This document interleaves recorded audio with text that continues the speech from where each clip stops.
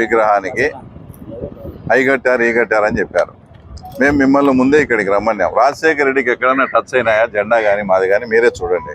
మేము ఒక పద్ధతి ప్రకారం పోనీ మేము వేరే చోట డెకరేషన్ చేసుకునే దానికి మాకు ఎక్కడన్నా ప్లేస్ ఉందా?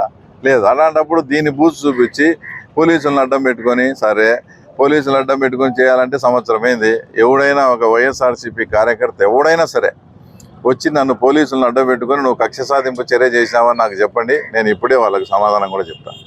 వాళ్ళంతకు వాళ్ళు ఇప్పుడు ఒకవేళ జరిగింది, ఈడ చుట్టూ కట్టినప్పుడు మీరు మున్సిపాలిటీ వాళ్ళకి కంప్లైంట్ చేసినారు, ఆర్డీఓ కంప్లైంట్ చేసినారు.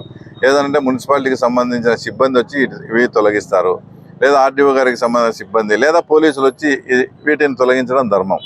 మేము ఒక పక్క మహానాడు జరుగుతూ ఉంటే మీరంతా దౌర్జన్యంగా వచ్చి జెండాలు పీకి కాళ్ళతో తొక్కి చేయడం అనేది, ఇంత చేసిన తర్వాత పోలీస్ యాక్షన్ తీసుకోరా? పోలీస్ యాక్షన్ తీసుకుంటే తర్వాత మళ్ళీ పోలీసులను అడ్డపెట్టుకొని దద్దమ్మ రాజకీయాలని ఆయన మాట్లాడుతున్నాడు. సిగ్గులేని లఫ్ట్ రాజకీయాలు చేసింది మీరు. కడప నుంచి నేను వస్తా అంటే